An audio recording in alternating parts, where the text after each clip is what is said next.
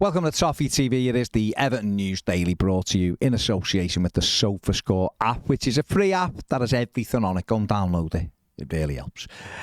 Following the points deduction imposed on Nottingham Forest, Nottingham MPs have written to the Culture, Media and Sports Secretary today. This is obviously something that Everton did, or MPs in Merseyside rather did, when Everton received their points deduction, and to try and basically put more pressure on a process that has been cobbled together. It seems we know how unfair we felt, and obviously Everton have got another PSR charge to face. Nottingham Forest feel the same. We've got the letter here in front of me. I'll just read bits of it because you don't want me reading the whole letter on the news. But basically, it goes on to say they write to highlight their concerns regarding the Premier League Commission's determination of sanctions and perceived inconsistencies between smaller and larger clubs. Nottingham Forest have received a 4-point deduction for breaching the Premier League's profit and sustainability rules. This follows Everton FC's 10 points deduction, reduced to 6 points on appeal. Meanwhile, Manchester City FC faces 115 charges of alleged breaches of different rules across 9 years. But it's a case that remains unheard and unresolved. Sanctions and the process by which they are determined must be fair and must be seen to be fair. The final paragraph of the letter is key, really. It says, we ask your department to outline the envisaged timeline for implementing the regulator and to clarify what it means for clubs such as Nottingham Forest, which are currently facing the consequences of the Premier League Commission's rulings. We ask that you urge the Commission to suspend all proceedings and sanctions until the regulator is in force. It's been signed by Nadia Whitoni, I think that is, the MP for Nottingham East, the MP for Nottingham South and the MP for Nottingham North. We know that Andy Burnham asked for this.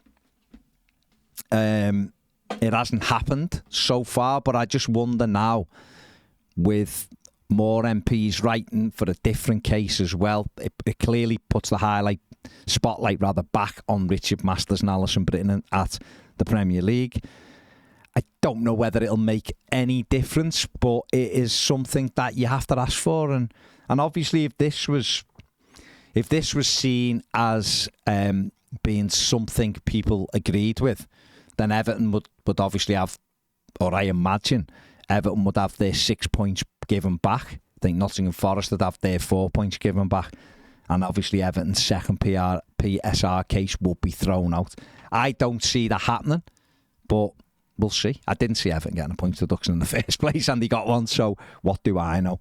We'll see what happens. But just thought it was an interesting one today. Everton have been linked with Chelsea midfielder Alex Matos. He is currently on loan at Huddersfield Town. Everton and Fulham are clubs showing interest in him, regardless of the 19-year-old's lack of first-team experience at Chelsea.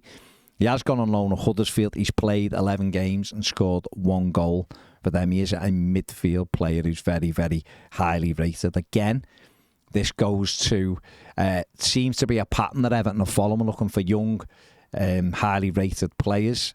The story goes on to say Chelsea had won another loan for next season rather than the sale. That might suit Everton in terms of where they are with the financial side of things. But it is good to see them keeping an eye on certainly players playing in the Championship and stuff, because we've also been linked with Dembele at Blackpool today. Another, he's a 21-year-old attacker. Everton looking at him as well. So it is good to see them spreading that net far and wide, looking for young players that they can bring in and develop. And because that really has to be the strategy which we follow. Everton captain Seamus Coleman is in line to play for Ireland in their international friendly against Belgium on Saturday. He is Ireland's captain, of course. He was pictured today as Ireland launched a new partnership with Sky, which will run till 2028. There he is with look at the kit. He's got that kit on. Big smile from Seamus. He has been out of action for a year since playing against France and doing a really good job on Kylian Mbappe.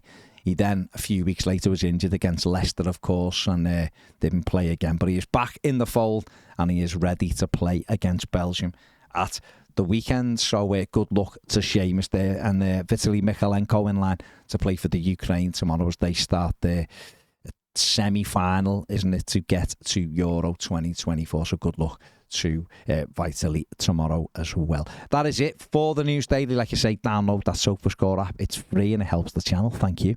Give the video a thumbs up and subscribe if you haven't to the channel. See you later.